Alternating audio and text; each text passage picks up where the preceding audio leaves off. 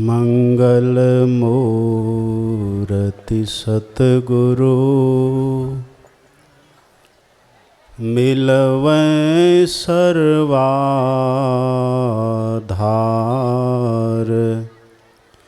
मंगलमय मंगल करना विनवो बारंबार। धन्य धन्य सतगुरु सुखदा महिमा कही न जाय। जो कुछ कहूँ तुम्हारी कृपा मोते कछु न बसाय। बोलिए प्रेम से श्री सद्गुरु महाराज की, श्री सद्गुरु महाराज की जय, श्री सद्गुरु महाराज की जय। अपने निवास में विराजमान कलिकाल के महान मनीषी युग पुरुष यतीन्द्र कुल तिलक संत मत के वर्तमान आचार्य पूज्यपाद महर्षि हरिनंदन परमहंस जी महाराज के युगलपाद पद्मों में कोटिशः नमन। मंचासीन पूज्यपाद गुरु सेवी स्वामी श्री भगीरथ दास जी महाराज के युगलपाद पद्मों में कोटिशः नमन। पूज्यपाद स्वामी श्री प्रमोद जी महाराज के युगलपाद पद्मों में कोटिशः नमन। अर्चनीय वंदनीय मुद मंगलमय साधु समाज के श्री चरणों में कोटिशः नमन। परम आदरणीय सत्संग प्रेमी महानुभावों, पूजनीय माताओं तथा भक्तिमती बहनों, हम लोगों ने पाठ में सुना था योगहीनम कथम ज्ञानम मोक्षदम भवति ह भोः योगोपि ज्ञानहीनस्तु न क्षमो मोक्ष कर्मणि तस्माद् ज्ञानम च योगम च मुमुक्षुर्दृढ़म अभ्यसेत्। यह योग शिखोपनिषद का मंत्र है, श्लोक है। योग शिखोपनिषद में भगवान शिव और ब्रह्मा जी का संवाद है। ब्रह्मा जी ने प्रश्न किया है भगवान शिव से कि प्रभु, इस जीव को मोक्ष कैसे मिलेगा, इसकी बंधनों से मुक्ति कैसे होगी, माया की परतंत्रता से, माया के बंधन से इसको छुट्टी कैसे मिलेगी, दुखों से इसकी मुक्ति कैसे होगी, अथवा जन्म मरण के चक्कर से, आवागमन के चक्र से इस जीव को छुट्टी कैसे मिलेगी, यह कृपा कर समझा कर कहिए। इसी के उत्तर में भगवान शिव ने कहा है कि हे ब्रह्मा, योगहीनम कथम ज्ञानम मोक्षदम भवति ह भो। भगवान शिव कहते हैं योगहीन ज्ञान से भला मोक्ष कैसे मिलेगा। ये जो पहली पंक्ति है, इस पंक्ति में बड़ा मर्म छुपा हुआ है। भगवान शंकर कुछ कहना चाहते हैं, लेकिन सामने ब्रह्मा जी हैं जो बहुत समझदार हैं, संपूर्ण सृष्टि की रचना करने वाले हैं। तो भगवान शंकर कुछ कहने का संकेत करके तब कहते हैं कि हे ब्रह्मा जी, बिना योग के ज्ञान का मोक्ष, बिना योग के जो ज्ञान है उस ज्ञान से मोक्ष कैसे होगा।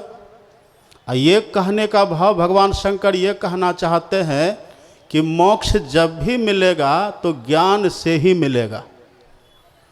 यहाँ तो भगवान शंकर योग शिखोपनिषद में ब्रह्मा जी को कहते हैं, आप पढ़ेंगे एक पुस्तक है बृहतंत्र सार, उसमें भगवान शंकर ने ही माता पार्वती को कहा है।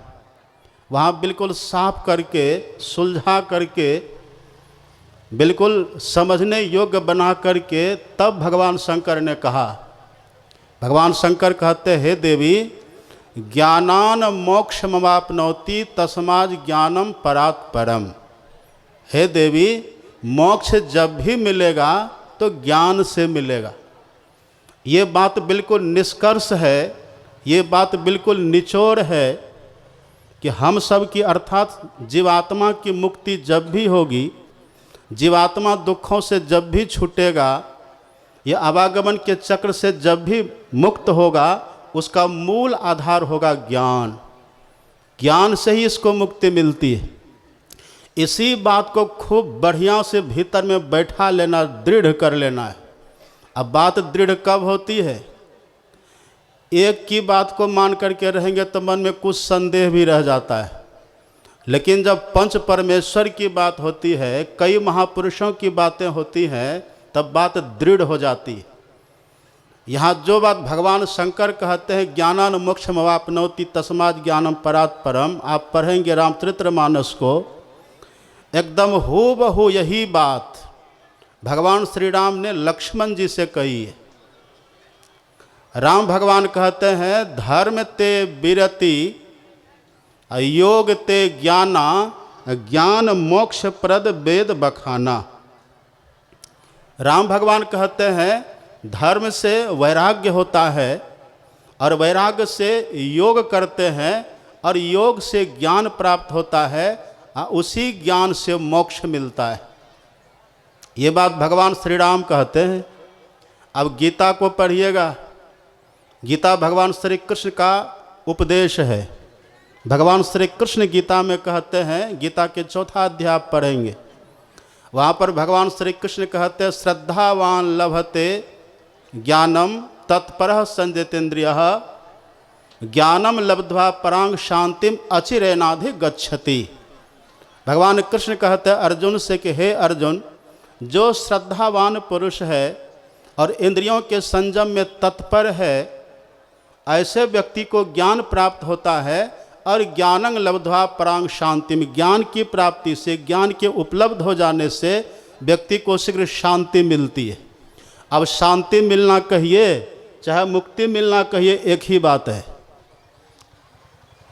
तो भगवान कृष्ण भी वही कहते हैं। आप और भी पढ़ेंगे भगवान श्री कृष्ण की वाणी, दूसरी जगह भी भगवान कहते हैं, अपि चेदसि पापेभ्यः सर्वेभ्यः पापकृत्तमः सर्वं ज्ञान प्लवेनैव वृजिनं संतरिष्यसि। भगवान श्री कृष्ण कहते हैं, चाहे कोई कितना से बड़ा पापी क्यों न हो, और सब कोई जानते हैं हमारे दुख का आधार पाप ही है, दुख का मूल पाप को ही कहते हैं। भगवान श्री कृष्ण कहते हैं, चाहे कोई व्यक्ति कितना बड़ा से बड़ा पापी क्यों न हो, अशुभ कर्म करने वाले क्यों न हो, लेकिन यदि वह भी ज्ञान रूपी नौका पर सवार हो जाए, तो वह ज्ञान रूपी नौका पर सवार होकर के ज्ञान को प्राप्त करके भगवान श्री कृष्ण कहते हैं, वह भवसागर को पार कर जाते हैं, शांति को प्राप्त कर लेते हैं। तो ये इन सभी महापुरुषों की बातों को पढ़ करके लगता है कि वास्तव में मोक्ष जब भी मिलेगा, मुक्ति जब भी मिलेगी तो ज्ञान से ही मिलेगी। लेकिन सवाल है कि किस ज्ञान से मुक्ति मिलेगी? जो राम भगवान ये कहते हैं, ज्ञान ते मोक्ष, ज्ञान से मोक्ष मिलता है, जो भगवान ये कहते हैं ज्ञान मोक्ष प्रद वेद बखाना, जो राम भगवान ये कहते हैं, आप पढ़ेंगे वही राम भगवान यह भी कहते हैं। रामायण में ही भगवान कहते हैं, जौ परलोक यहाँ सुख चाहू, सुनि मम वचन हृदय दृढ़ गहू, सुलभ सुखद मार्ग यह भाई, भगति मोर पुराण श्रुति गाई। अब आगे कहते भगवान, ज्ञान अगम प्रत्युह अनेका, असाधन कठिन न मन कह टेका, करत कष्ट बहु पावई कोई, भगतिहीन मोहि प्रिय नहीं सोई। भगवान कहते कितना भी ज्ञान किसी को हो जाए, और यदि ज्ञान के साथ भक्ति नहीं, तो भगवान कहते वो ज्ञानी मुझे पसंद नहीं, ज्ञानी का खंडन हो गया। और भी आप पढ़ेंगे रामायण में ही, रामचंद्र के भजन बिनु जो चह कल, जो नर चह पद निर्वाण, ज्ञानवंत अपि सो नर पशु बिनु पूछ विषाण। जो ज्ञान के बिना कल्याण चाहते हैं, निर्वाण पद चाहते हैं, तो वह बिना पूछ और सींग के मानो पशु है, पशु तक की संज्ञा दे देते हैं। तो इन बातों को पढ़ कर के ये बात पक्की हो जाती है कि आखिर वो ज्ञान कौन सा, जिस ज्ञान से मोक्ष मिलता है। कहीं ज्ञान का खंडन है, कहीं ज्ञान का समर्थन, आखिर वो कौन सा ज्ञान है?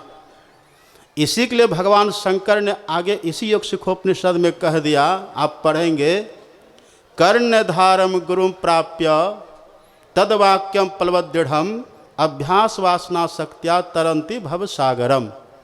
भगवान शिव कहते हैं तदवाक्यम, उनके वाक्य को, किनके वाक्य को, तो कर्णधारम गुरुम प्राप्य, सदगुरु के वाक्य को, सदगुरु के ज्ञान को।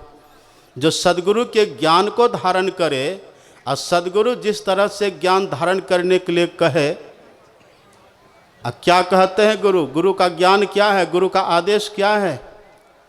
हम लोग पढ़ते हैं, पाठ करते हैं, रोज पाठ करते हैं, क्या पाठ करते हैं, सत्संग नित अरु ध्यान नित रहिए करत संलग्न हो, व्यभिचार चोरी नशा हिंसा झूठ तजना चाहिए।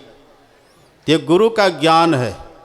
गुरु के ज्ञान के अनुकूल जो योग करते हैं, आगे भगवान शिव कहते हैं योगोपि ज्ञान ही नस्तु, कोई योग करे, कोई ध्यान करे, योग का मतलब है ध्यान, यहाँ ध्यान का भाव है। कोई ध्यान करे, योग करे, लेकिन योग की विधि को, ध्यान की विधि को ठीक से जाने नहीं, तब भी उससे वैसा ज्ञान नहीं मिलता जिस ज्ञान से मोक्ष की प्राप्ति होती।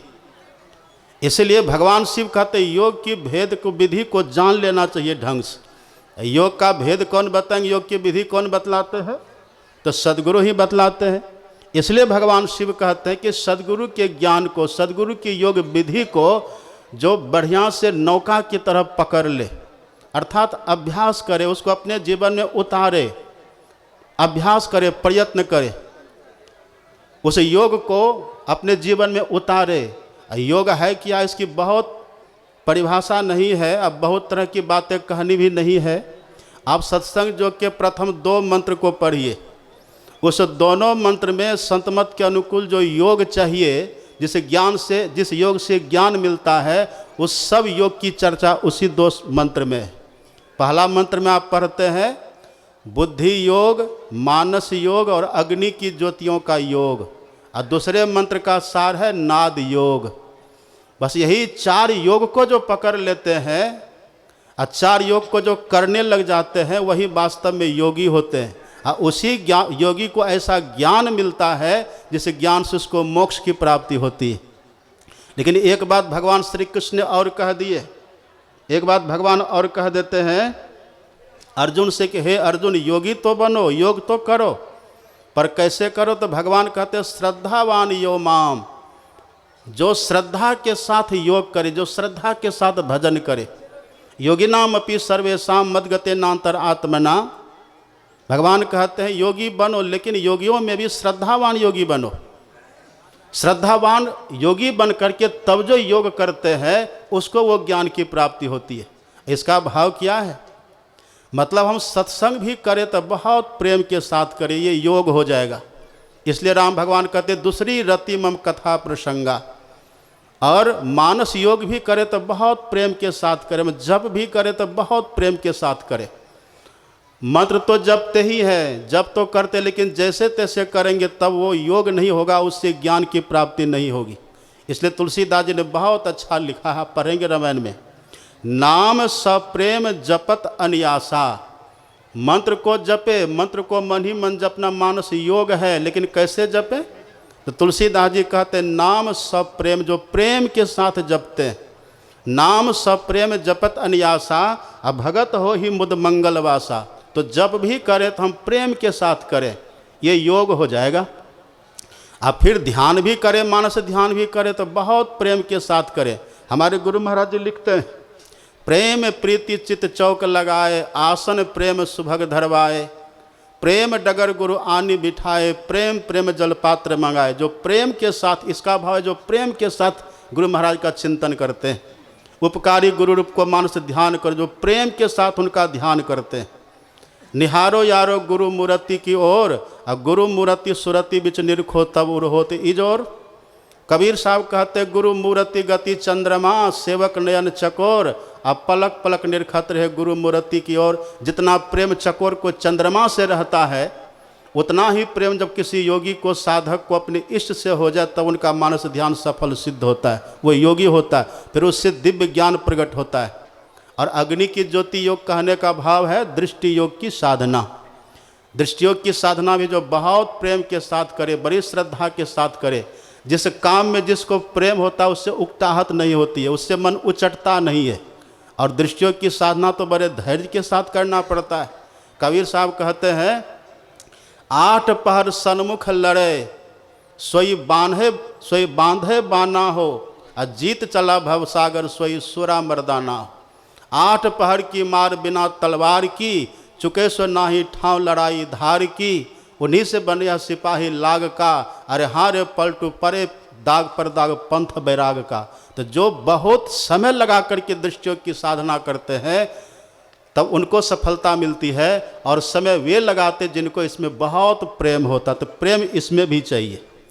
तो बिंदु ध्यान भी हो तब भी प्रेम चाहिए, मानस जप हो तब भी प्रेम चाहिए, और मानस ध्यान हो तब भी प्रेम चाहिए, और नादानुसंधान हो तब भी प्रेम चाहिए। तो भगवान कहते इसी प्रेम के साथ, श्रद्धा के साथ जो ये योग करते हैं, उस योग के करने से तब जो ज्ञान मिलता है, उसी ज्ञान से मोक्ष की प्राप्ति होती है। तो हमें बड़ी श्रद्धा के साथ इस गुरु महाराज के ज्ञान को अपने जीवन में उतारना चाहिए, इससे हमारा कल्याण होगा। श्री सद्गुरु महाराज की जय।